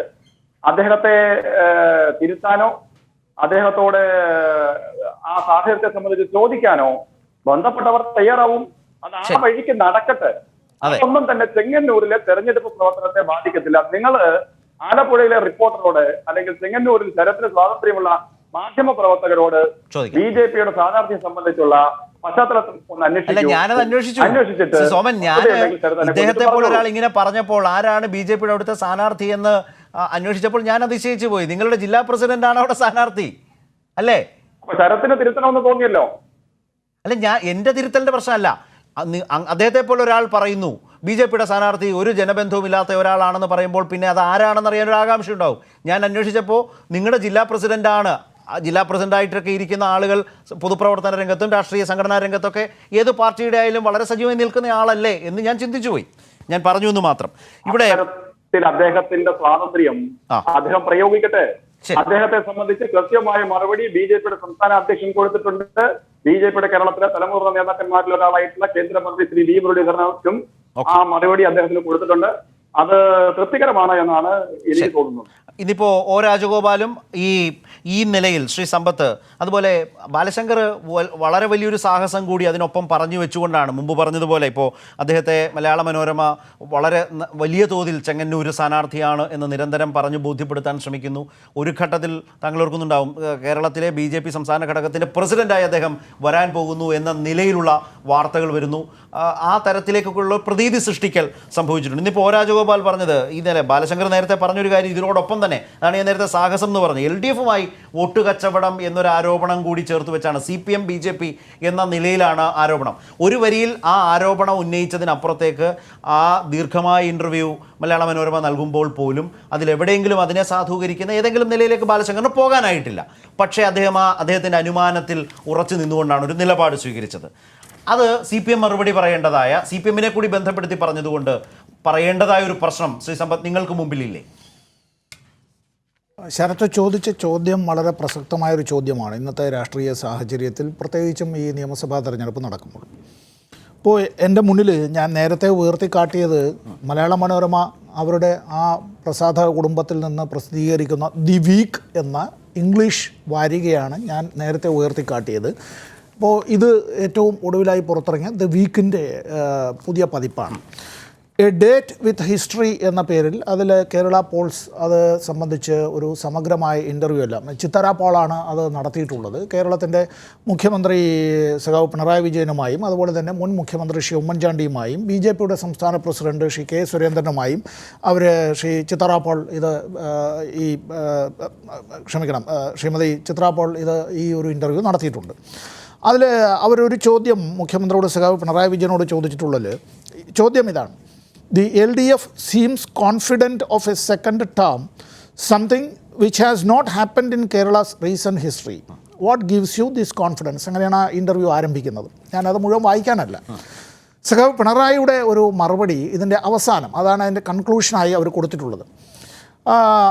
അതിൽ പറഞ്ഞിട്ടുള്ളത് ഇത്രയാണ്: People come and go, but politics remains. Elections are fought on the basis of issues and not on individuals. The people of Kerala are well aware of all that. ഇതാണ് സഖാവ് പിണറായി പറഞ്ഞിട്ടുള്ളത്. LDF ഈ തെരഞ്ഞെടുപ്പിനെ രാഷ്ട്രീയമായി തന്നെയാണ് കാണുന്നത്, രാഷ്ട്രീയമായ വിഷയങ്ങളാണ് ഉന്നയിക്കുന്നത്. ഇന്ത്യ ഗവൺമെൻറ്റിൻ്റെ നയങ്ങളും കേരളത്തിലെ ഗവൺമെൻറ്റും തമ്മിലുള്ള എന്താ ഇതിൻ്റെ വ്യത്യാസം? ഇവിടെ ഒരു ബദൽ സാമ്പത്തിക നയം ഉണ്ട് എന്നുള്ളത്. 2, ഈ COVID-19 മഹാമാരിയുടെ കാലത്തായാലും കഴിഞ്ഞ 4.25 വർഷക്കാലമായാലും ഈ ഗവൺമെൻറ് ജനങ്ങൾക്ക് നൽകിയിട്ടുള്ള സ്വാന്തനവും ആശ്വാസവും സംരക്ഷണവും എന്നത്. ഞാനിപ്പോൾ ഒരു കാര്യം ഞാൻ സോമൻ ചേട്ടൻ്റെ ഒരു പക്ഷേ അവരൊക്കെ ഉപയോഗിക്കാറുള്ളൊരു വാക്കുകൾ ഞാൻ കടമെടുക്കുകയാണ്. എന്താണെന്നറിയോ? സൂര്യൻ്റെ കിരണങ്ങളും രശ്മികളും ഏൽക്കാത്തതായി ഒരു ചരാചരങ്ങളും ഈ അണ്ടകടാഹത്തിലില്ലല്ലോ. ജീവവായുവിൻ്റേതായ സ്പർശമേൽക്കാത്തതായ ഒന്നും തന്നെ ഈ ഭൂമിയിലില്ലല്ലോ. ഈ കേരളത്തിലെ ഏത് ഭവനത്തിലാണ്, ഏത് കുടുംബത്തിലാണ് ഈ ഗവൺമെൻറ്റിൻ്റേതായിട്ടുള്ള ഒരു തലോടൽ, ഒരു സാന്ത്വനം, ഒരു ആശ്വാസം, അവരുടേതായിട്ടുള്ള അവർക്ക് ആത്മവിശ്വാസം പകരുന്ന നിലയിലുള്ള അത്തരത്തിൽ സംരക്ഷണം ലഭിക്കാത്തതായിട്ടുള്ള ഒരു കുടുംബത്തിൻ്റെ പേര് പറയാൻ പറ്റുമോ?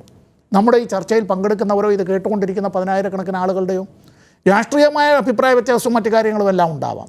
ഞാൻ ഈ ഒരു ചർച്ചയിൽ തന്നെ മറ്റൊരു കാര്യം കൂടി സൂചിപ്പിക്കട്ടെ. ആദ്യമായിട്ട്, അത് ശരത്തിൻ്റെ പോലും ശ്രദ്ധയിൽ വന്നിട്ടുണ്ടാവില്ല, തെരഞ്ഞെടുപ്പ് കമ്മീഷൻ ആദ്യമായി, ഇപ്പോൾ നമ്മളിതിൽ വിന്നബിലിറ്റിയെക്കുറിച്ച് പറയുകയാണ്, ഞങ്ങൾ 3 പേരും വിന്നബിലിറ്റിയെക്കുറിച്ച് പറയുകയാണ്, ശരത്തും അത് വെച്ച് ചോദ്യം ചോദിക്കുകയാണ്.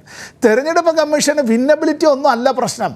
തെരഞ്ഞെടുപ്പ് കമ്മീഷൻ സ്ഥാനാർത്ഥികൾക്ക് പൂരിപ്പിക്കാനും അവരുടെ തെരഞ്ഞെടുപ്പ് രാഷ്ട്രീയ കക്ഷികൾക്ക് അവരെ ഫീൽഡ് ചെയ്യുന്ന രാഷ്ട്രീയ കക്ഷികൾ പൂരിപ്പിച്ചു കൊടുക്കുന്നതിന് വേണ്ടിയിട്ടുണ്ട് format C7 for political parties to publish in the newspapers, social media platforms and website of the party. എന്താണ്? കേസുകളെ സംബന്ധിച്ച് മാത്രമല്ല, ഞാൻ അതിലെ ഖണ്ഡിക 2-3 വായിക്കാം, ശരത്ത് കൂടി അറിയണം. കേസുകളെ സംബന്ധിച്ചുള്ള ഡീറ്റെയിൽസ് ഏത് കോടതിയിലാണ്, എന്തൊക്കെയാണ് സെക്ഷൻ എന്നൊക്കെ ഉള്ളത് നേരത്തെ ഉണ്ട്. അതെല്ലാം നമ്മളുമൊക്കെ നേരത്തെ കൊടുത്തിട്ടുള്ളത് തന്നെയാണ്. ഇപ്പോൾ പുതുതായിട്ട് ഈ നിയമസഭാ തെരഞ്ഞെടുപ്പിൽ അവർ പറയുകയാണ്, paragraph 2, the reasons for the selection of the candidate selection shall be with reference of the qualifications, achievements and merit of the candidates and not mere winnability at the polls. എങ്ങനെ? Not more than 100 words. ഉപന്യാസം എഴുതാനാണ്, തീരുന്നില്ല. Paragraph 3, reasons as to why other individuals without criminal antecedents could not be selected as candidates, not more than 100 words. വിന്നബിലിറ്റിയെ അല്ല തെരഞ്ഞെടുപ്പ് commission ഇവിടെ ചോദിക്കുന്നത് ഈ നിലയിലേക്ക്. ഏത് രാഷ്ട്രീയ പ്രവർത്തകരാണ് ജനങ്ങൾക്കിടയിൽ നിന്ന് പ്രവർത്തിക്കുമ്പോൾ അത്തരത്തിൽ അവർ നിരവധി ഇത്തരത്തിലുള്ള കേസുകളിൽ പ്രതികളാണ്. ഞാൻ പറഞ്ഞ തട്ടിക്കൊണ്ടുപോകലോ വംശഹത്യയോ ഫേക്ക് എൻകൗണ്ടറോ ക്രിമിനൽ ഗൂഢാലോചന അത്തരത്തിൽ നടത്തുന്നതോ ഈ മാനഭംഗപ്പെടുത്തലോ ബലാത്സംഗമോ പോക്സോ കേസിൽ പ്രതിയാവലോ ഒന്നും അല്ല ഞാൻ ഈ പറഞ്ഞത്. പ്രക്ഷോഭ സമരങ്ങളിൽ പങ്കെടുക്കുമ്പോൾ ഉണ്ടാകുന്നത് ഇതാണ് ഇവിടെ ഇപ്പോൾ ചോദിച്ചിട്ടുള്ളൊരു കാര്യം. വിന്നബിലിറ്റി അല്ല എന്നുള്ള നിലയിൽ നമ്മുടെ ഇവിടെ ഭരണഘടനാ സ്ഥാപനങ്ങൾ തന്നെ എങ്ങനെ ദുരുപയോഗപ്പെടുത്തുന്നു എന്നുള്ളത് അതിൻ്റെ ഏറ്റവും ഒടുവിലത്തൊരു ദൃഷ്ടാന്തം ശ്രീ അബു പോലും ഓർക്കാതെ പോവുകയാണ്. എന്താണ്? ഒരു സംസ്ഥാനത്ത് മധ്യപ്രദേശിൽ സ്റ്റാർ ക്യാമ്പയിനർ ആരാകണമെന്ന് ഇലക്ഷൻ കമ്മീഷൻ തീരുമാനിക്കുന്ന നിലയിലേക്ക് സുപ്രീം കോടതി വരെ പോകേണ്ടി വന്നല്ലോ. അങ്ങനെയുള്ളൊരു നാട്ടിലാണ് നമ്മൾ ഈ തെരഞ്ഞെടുപ്പ് ഈ കേരളത്തിൽ ഉൾപ്പെടെ 5 സംസ്ഥാനങ്ങളിൽ തെരഞ്ഞെടുപ്പിനെ നേരിടുന്നത്. അത്തരമൊരവസ്ഥയിൽ നമ്മളിവിടെ ഇത് പറയുമ്പോൾ കേരളത്തിൻ്റേതായിട്ടുള്ള സമഗ്ര വികസനവും പുരോഗതിയും ഇന്ത്യയിൽ ഏറ്റവും മാതൃകാപരമായി ഈ ഒരു സംസ്ഥാനം നിലനിൽക്കുക. ഞാൻ ഒറ്റ സെക്കൻഡ് കൂടി എടുത്തോട്ടെ ശരത്, ഒറ്റ സെക്കൻഡ് കൂടി. സോമൻ ചേട്ടൻ്റെ പാർട്ടിക്കാർ പലയിടത്തും പോയിട്ട് പറയാറുണ്ട് എല്ലാം ഡൽഹിയിൽ നിന്ന് തന്നതാണ്, ഇവിടെ കൊടുക്കുന്ന ഡൽഹിയിൽ നിന്ന് തന്നതാണ്. എൻ്റെ സോമൻ ചേട്ടാ, നമ്മുടെ എല്ലാം വീടുകളിൽ കിട്ടിയിട്ടുള്ള ഭക്ഷ്യക്കിറ്റില്ല ഒരു പയറുമണിയോ ഒരു പരിപ്പോ കേരയുടെ നാളികേരമോ അതിൻ്റെ പപ്പടമോ അതിനകത്ത് വെച്ചിട്ടുള്ള ഏതെങ്കിലും പഞ്ചസാര മണിയോ ധാന്യമണിയോ അത് ഏതെങ്കിലും അത് ഈ ഇന്ത്യ ഗവൺമെൻറ് നൽകിയതാണോ? വാസ്തവത്തിൽ ഇത് മുഖ്യമന്ത്രിയുടെ ദുരിതാശ്വാസ നിധിയിൽ നിന്ന് ആ കൺസോളിഡേറ്റഡ് ഫണ്ടിൽ നിന്ന് ഈ COVID-19 മഹാമാരിയുടെ കാലത്ത് തുടർന്നും നൽകിക്കൊണ്ടിരിപ്പല്ലേ. നിങ്ങൾ പലപ്പോഴും നിങ്ങളുടേതായിട്ടുള്ള പ്രവർത്തകർ പോയിട്ട് പറയുമ്പോൾ നട്ടാൽ കുരുക്കാത്ത നുണയും അത് കേട്ടാൽ അറയ്ക്കുന്ന ഭാഷയിലും പലതും പറയുന്നത്. അതുകൊണ്ട് ഞാൻ ഇക്കാര്യത്തെ സംബന്ധിച്ച് പറഞ്ഞു. എനിക്ക് പെട്ടെന്നൊരു ട്രോളാണ് ഓർമ്മ വന്നത്. അതായത് ഈ കിറ്റ് മാത്രമേ ഉള്ളൂ കേരളത്തിൻ്റെത്, അതിനുള്ള സാധനങ്ങളെല്ലാം കേന്ദ്ര സർക്കാരിൻ്റേതാണെന്ന് പറഞ്ഞപ്പോൾ രാഷ്ട്രീയ നേതാവ്, രസികനായ നേതാവ് പറഞ്ഞു എങ്കിൽ ഞങ്ങൾ കുറേ കിറ്റ് തരാം, നിങ്ങൾ ഗുജറാത്തിൽ കൊണ്ട് ഭക്ഷ്യ കിറ്റ് കൊടുക്കൂ. കിറ്റാണ് അവിടെ ക്ഷാമവും ഇല്ലാത്തതെങ്കിൽ കിറ്റ് കേരളത്തിൽ നിന്ന് തരാം, നിങ്ങൾ ഭക്ഷ്യ കിറ്റായി ആ ഗുജറാത്തിലെങ്കിലും കിട്ടട്ടെ എന്ന് പറഞ്ഞൊരു ട്രോള് ആ കാലത്ത് നേരത്തെ ദിവസങ്ങൾ ഞാൻ. പക്ഷേ എനിക്കൊരു പരിഭവമുള്ളത്, എൻ്റെ ചോദ്യം ബാലശങ്കറിനെ കുറിച്ചും ബാലശങ്കർ ഉന്നയിച്ച CPM-നെ കുറിച്ച് ഉന്നയിച്ച ആക്ഷേപത്തെക്കുറിച്ചുമായിരുന്നു. അത് ശ്രീ സമ്പത്ത് മറന്നുപോയി. അല്ല, അത് ഞാൻ ശരത്തെ ഇത് ഒറ്റ സെക്കൻഡ് സോമൻ ചേട്ടാ, RSS BJP എവിടെയെല്ലാം പ്രവർത്തി മലയാള മനോരമയുടെ രാഷ്ട്രീയം എന്നെല്ലാവർക്കും അറിയാമല്ലോ. നമ്മൾ മലയാള മനോരമ വായിക്കുന്നവരും വരിക്കാരായിട്ടുള്ളവർക്കും എല്ലാവർക്കും അറിയാം മലയാള മനോരമയുടെ ഒരു രാഷ്ട്രീയം എന്ത് എന്ന്. നമ്മളുമായി നല്ല സൗഹൃദമാണ്, അറിയാമല്ലോ. അറിയാത്ത ഒന്നുമില്ല. ആ മലയാള മനോരമയും അവരുടേതായിട്ടുള്ള പ്രസിദ്ധീകരണങ്ങളിലും കൂടി തന്നെ ഇത്തരത്തിൽ RSSന് വേണ്ടിയിട്ടുള്ള പ്രവർത്തനങ്ങളെല്ലാം നടക്കുമ്പോൾ തന്നെ ഓർഗനൈസറിൻ്റേതായിട്ടുള്ള പ്രവർത്തകനായി തന്നെ ഇരിക്കുന്നതിൽ ഒരു ബുദ്ധിമുട്ടുമില്ല. അവരും പറയും ഞങ്ങൾ മതനിരപേക്ഷത സംരക്ഷിക്കാൻ വേണ്ടിയാണ് ഞങ്ങൾ ഇത്തരത്തിൽ അച്ചുനിരത്തുന്നതെന്ന്. എവിടെയാണ് ചെന്നെത്തി നിൽക്കുന്നത് എന്നുള്ളത് അന്ധമായ റൂട്ട് ക്ലിയർ ആയില്ല. മനോരമ മീഡിയ കുടുംബത്തോടൊപ്പം നിൽക്കുമ്പോൾ തന്നെ ഓർഗനൈസറിനൊപ്പവും എന്ന നിലയിലൊരു വാചകം താങ്കൾ പറയുകയുണ്ടായി. എവിടെയാണ് നിങ്ങൾ ഈ മനോരമയെയും ബാലശങ്കറിനെയും ഓർഗനൈസറിനെയും ഒക്കെ തമ്മിൽ ബന്ധിപ്പിക്കുന്നത്? എവിടെയോ ഒരു സാധനം, ഒരു ക്ലൂ വിട്ടാണ് സമ്പത്ത് സംസാരിച്ചത്. ഒരു മിസ്സിംഗ് ലിങ്കും ഇല്ല. ദി വീക്ക് ആരുടെ പ്രസിദ്ധീകരണമാണ് ശരത്തെ? എല്ലാവർക്കും അറിയാമല്ലോ. ആ ദി വീക്കുമായി ബന്ധപ്പെട്ട് അത്തരത്തിൽ പ്രവർത്തിക്കുകയും അവിടെ ലേഖനങ്ങൾ എഴുതുകയും അവരുടെ തന്നെ അത്തരത്തിൽ അത് റിപ്പോർട്ടറാവാം, അതല്ലേ കറസ്പോണ്ടൻ്റ് ആവാം, ഒക്കെ മാധ്യമ പ്രവർത്തകനായി അപ്പോഴും ഓർഗനൈസറിന് വേണ്ടിയിട്ടും RSSന് വേണ്ടിയിട്ടും പ്രവർത്തിക്കുകയാണല്ലോ. ഇപ്പറയുന്നതായിട്ടുള്ള മലയാള മനോരമ എന്ന കുറിച്ചാണ് സൂചിപ്പിച്ചത്. അതെ, അദ്ദേഹത്തെക്കുറിച്ചാണ് ഞാനിത് പറഞ്ഞത്. അപ്പോൾ ഇവിടെ ഉദ്ദേശം എന്നുള്ള ഇതിൽ ചുരുക്കം വേറൊന്നുമില്ല. മായാവി എന്ന കുട്ടികളുടെ ചിത്രകഥയിലെ അതിൽ നമ്മളൊരു ഡാഗിനിയും കുട്ടൂസനും ഉണ്ട്. അത് കേരളത്തിൽ BJPയും കോൺഗ്രസും ആ 2 റോളുകൾ നന്നായി ചെയ്യുന്നുണ്ട്. യെസ്, അതാണ് എനിക്ക് താങ്കൾ പറഞ്ഞതിൽ നിന്ന് മനസ്സിലായത്. മലയാള മനോരമയുടെ ദ വീക്കിൽ മാധ്യമപ്രവർത്തകനായി പ്രവർത്തിച്ച ബാലശങ്കർ പിന്നീട് ഓർഗനൈസറിൻ്റെ RSSൻ്റെ പ്രസിദ്ധീകരണമായ ഓർഗനൈസറിൻ്റെ പത്രാധിപരായി മാറുന്നു. പിന്നീട് അദ്ദേഹം ചെങ്ങന്നൂരിൽ സ്ഥാനാർത്ഥിയായി വരാൻ ആഗ്രഹിക്കുന്നു എന്ന നിലയിലുള്ള വലിയ പ്രതീതി, നേരത്തെ ശ്രീ സോമനം സൂചിപ്പിച്ചതാണ്, നിങ്ങൾ പറഞ്ഞ പത്രം എന്ന നിലയിൽ വലിയ പ്രതീതി, ആ ഒരു മുൻ ബന്ധം കൊണ്ടാവാം, ശ്രീ സമ്പത്ത് പറഞ്ഞത് വെച്ച് എനിക്ക് തോന്നിയത് അതാണ്, ആ മുൻ ബന്ധം വെച്ചുകൊണ്ടാവാം വലിയ തോതിലുള്ളൊരു പ്രചാരണം ആ മാധ്യമ കുടുംബം നടത്തുന്നു. അത് BJP ഉണ്ടാക്കിയ അസ്വസ്ഥത ചെറുതല്ല. അതാണ് നേരത്തെ ശ്രീ സോമന്റെ വാക്കുകളിലുണ്ടായിരുന്നത്. പക്ഷേ ശ്രീ BJP-ൽ ഒരു അസ്വസ്ഥതയില്ല.